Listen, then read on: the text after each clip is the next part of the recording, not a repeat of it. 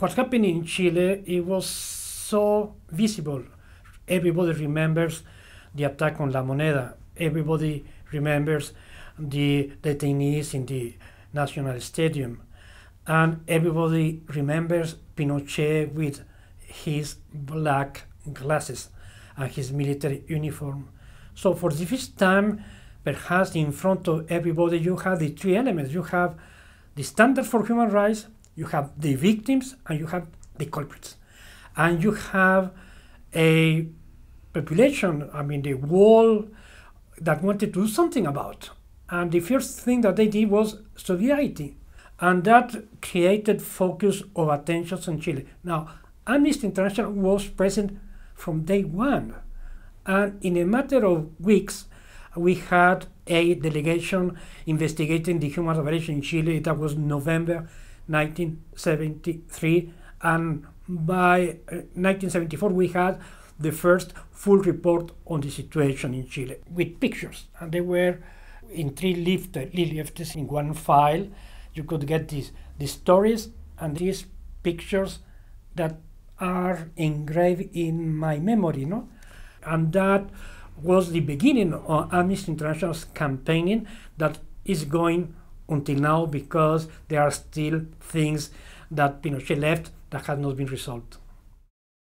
So I went to Santiago with the Secretary General in 1978. At that time, there was restrictions of movement. There was the state of emergency or the curfew anyway. We made contact with the families of the disappeared.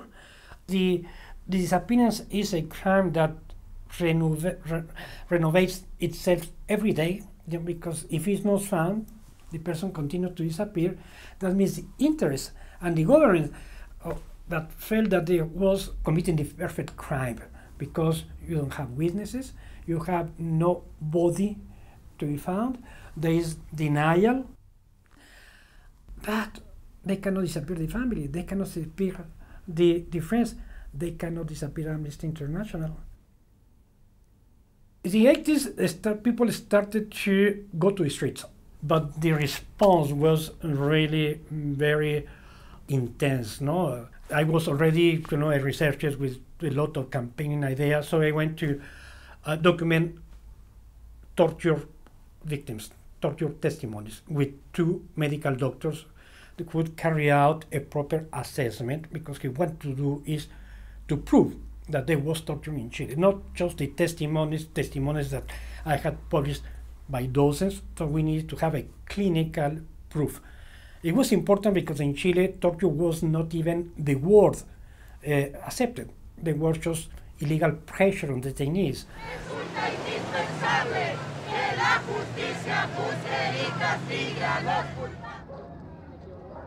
Amnesty continued to work on the disappearances and from time to time organizing big events. And one of the concerts in Mendoza, that is a city that is close to the border with Chile.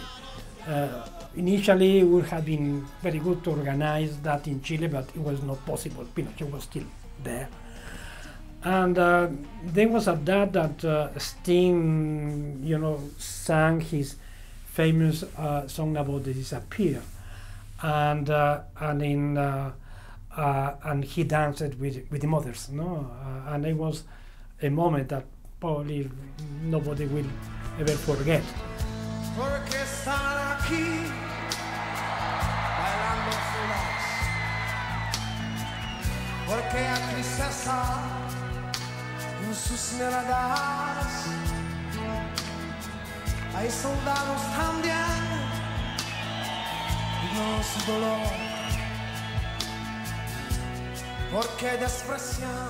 When Pinochet came to Europe, and it's when they say Pinochet has been arrested in the London clinic around 11 o'clock p.m. and so on. So the following day, we started to see what we could do in order to hold him first, and secondly, perhaps to extradite him to Spain. Then the full amnesty machinery started to work, campaigning in the streets and all over the world. They started to say, well, we want Pinochet to get put in trial. It was not enough with 3 demonstrations. We had to go to court, and for the first time we could give information. Our legal team produced the case whereby he is guilty or probably guilty of crimes against humanity. He could not have any kind of immunity.